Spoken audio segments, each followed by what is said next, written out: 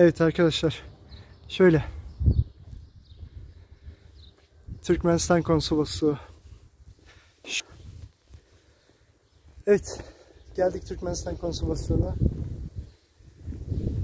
Şimdi adres soran arkadaşlara atacağım konumu. Buranın konumunu sizler için altta bırakıyorum hatta. Alta bırakıyorum, eğer bulabilirseniz oradan alın. Eğer bulamazsanız sorun.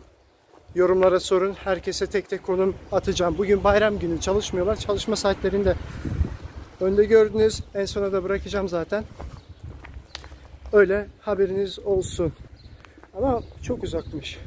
Gerçekten çok uzak. Ben arabayla geldim. İlk defa geliyorum. Şaşırdım yani bu kadar uzak olmasına. Şöyle.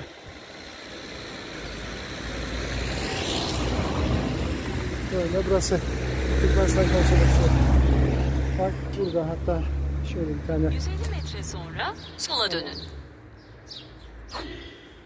Tamam. Alta bırakıyorum. Kanala abone olmayı, bildirimleri açmayı unutmayın. Konum isteyen arkadaşlar da sorsun lütfen. Herkese konum atacağız. Evet, çalışma saatleri Türkmenistan Konsolosluğu.